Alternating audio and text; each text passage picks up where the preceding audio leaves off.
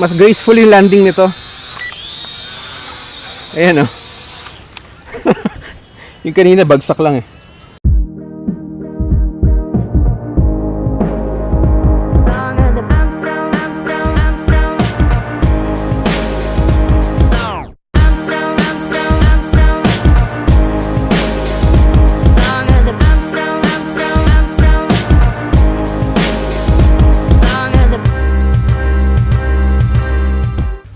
Okay, so today we're going to be taking a look at the Eachine E58 pocket drone.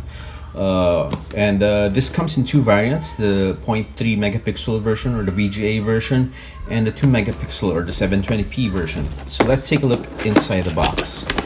And what we get is the user's manual, which seems quite thick until you realize that it is just in several different languages, and it's obvious that it was translated from another language because the English isn't pretty good. Like, you know, it calls the what do you call this, the prop guards as aircraft protection rack, or maybe they did that on purpose. I'm not really sure.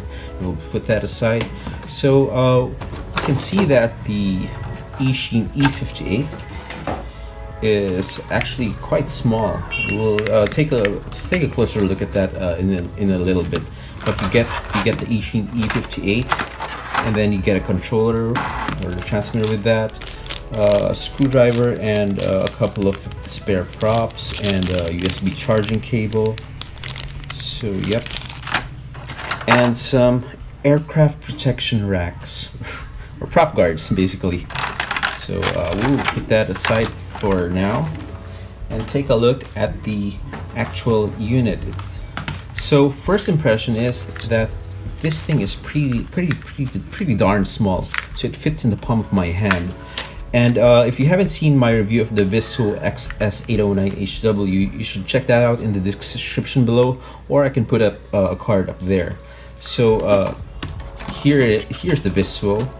So in comparison, this is how tiny the Eachine E58 is. So, you know, that's really great, and it's really compact. So you can just put it in the pocket of your bag. So the compact size of this Eachine 58 puts a point in its favor, I think, for me. But it really depends on what you're going to be flying it for. And if you notice that the Visuo is a copycat of the Mavic Pro, or at least it tries to look like it, but you know, it's obviously not a 100% copy. You can take a look at the arms, and even the aesthetics of this is not completely like the Mavic Pro. However, the Eachine 58 is, you know, I think is trying to really clone or replicate the Mavic Pro, even the way the shape of the arms are, the folding propellers. It is basically a clone of the Mavic Pro. Even the camera and the gimbal looks a little bit like the Mavic Pros. So this is just like, you know, Mavic Pro scaled down very much, but it doesn't even try to look, you know, looks like something else. It is like a copy of the Mavic Pro. So it has a battery on the other side. It is a 1-cell battery, a 1S battery, and that's 500 milliamp hours. So that's gonna give you quite a decent flight time for something this small.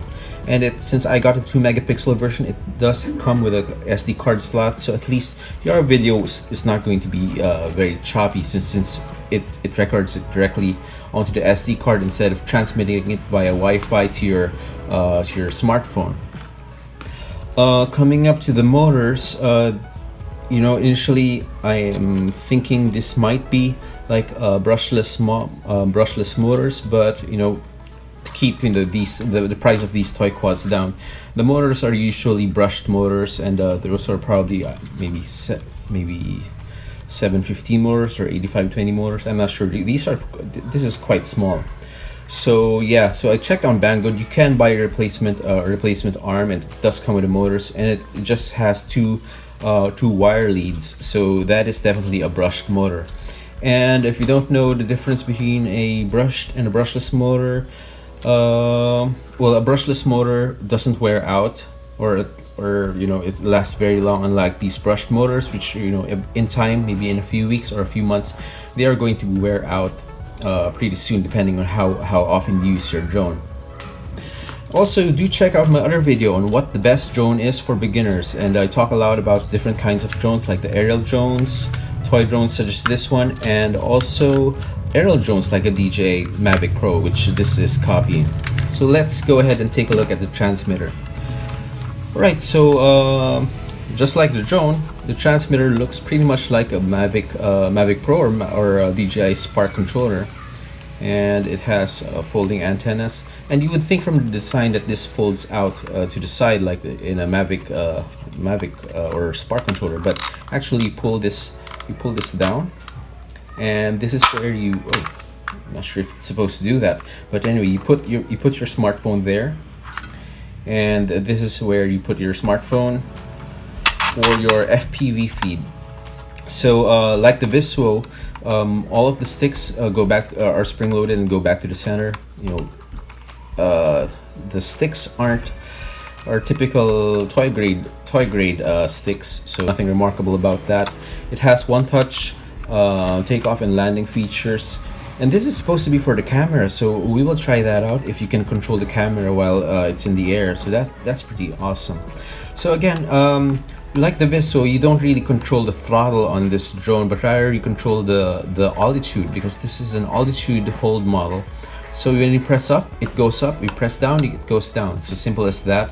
So it's really great for beginners who are just getting into drones, but it doesn't help you in any way when you're trying to learn how to fly, you know, a serious quad like a race drone. Because in a race drone, let me just grab my my QX7 again.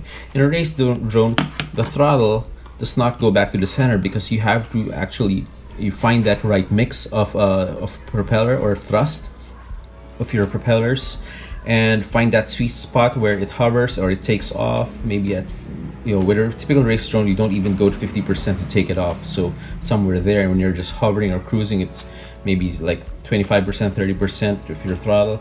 So yeah, it's completely different. But with these toy grade drones coming out now, they're all altitude hold models, so it's great because you don't have to think about the altitude anymore. But it's not really great because throttle management is one of the first things and one of the most important things you want to learn when you're learning how to fly a drone. But if what you're going to be getting is a DJI drone anyway, an aerial drone, then you can transition into that. But just so you know, if you're going to go into going to try other toy drones that don't have altitude hold, or if you plan to buy or build a race drone in the future, then this isn't doing you any favors in terms of learning how to fly.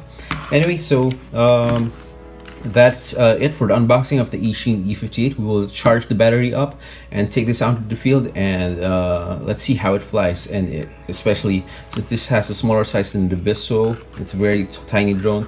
Let's see how it handles the wind. Right, so let's go. Okay, you just hold the button, turn it on.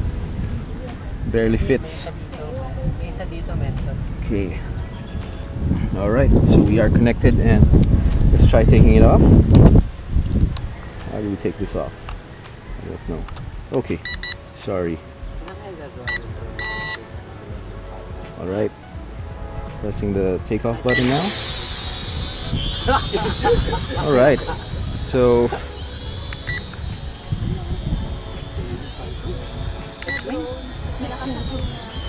yeah, it's a little bit smaller than the Visuo XS809HW. Well, it's a lot smaller, but it flies okay, and it does have altitude hold just like the Visuo, and the Wi-Fi feed seems to be great, and the video feed looks nice. Let's try putting it to 100%. Let's see how it flies. Whoa! It's a spunky little guy, isn't it?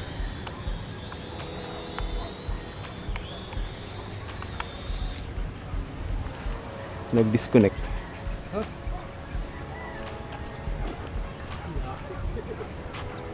So we lost connection with the drone, and the good thing is that it just landed itself, which is a good thing. It's a good behavior for any drone. If it loses connection with the transmitter, you want it to just just go down instead of losing it or potentially crashing it into a lot of other people. But yeah, it's quite a nice drone, if I might say. The wind has died down. It was a little bit windy earlier, but the wind seems to have died down, and yeah, it's really good. Let's try to do some flips. All right. We're much too far away.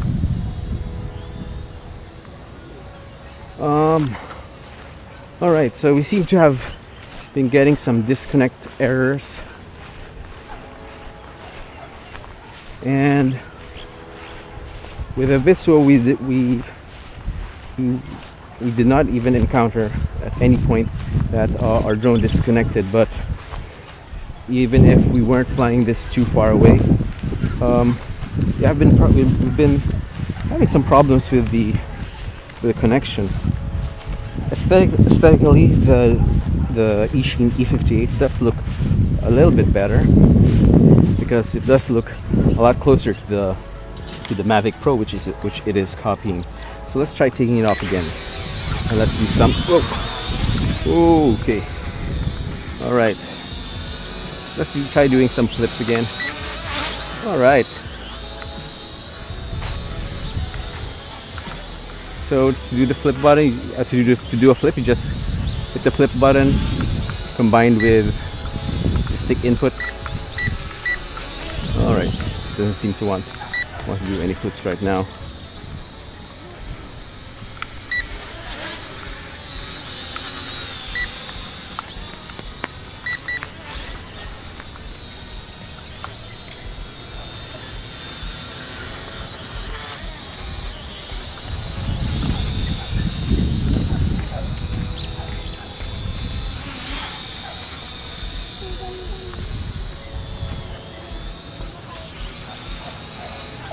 Alright, let's see if it lands any better than the Visuo. So we'll bring it down, then from a safe height we'll be pressing the down button a little bit lower. Okay, so it lands a bit more gracefully than the Visuo.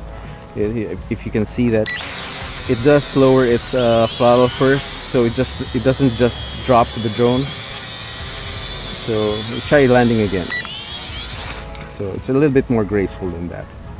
All right. So if you do have an emergency and you just need to stop your drone quickly, you can hold the roll button, and it's just going. That's the emergency stop, and it's going to just stop all of the motors. So we'll just hover it over some grass and hold the roll button, and let's see. Okay, we're holding it. Alright, so it just drops out of the air. And it's great because we're just flying over this grass that serves as a cushion for this tiny and very light drone. So yeah, we haven't tried much of the features of this. I think that's the rate mode. Anyway, the features of this drone is basically the same as you'd have on any other drone. Headless mode, 1P return. So basically those are features that almost all toy drones have that are practically useless to any serious pilot to install. But yeah, for a toy drone that's not so expensive, this drone, the Eachine E58, is about just as expensive as the Visuo. It is more compact, and from what I can feel is that it can handle the wind just as well as the Visuo, and it does actually seem a bit more stable than the Visuo. So yeah, that's a good thing. Flight times, I guess you might say that the battery for the Eachine E58 is a bit smaller, but since it's also lighter, it doesn't consume as much battery. Let's try something right now.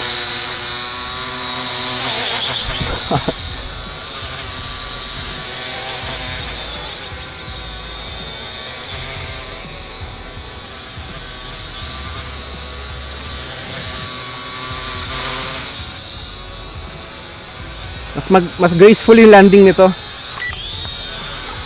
Ayan oh. Yung kanina bagsak lang eh.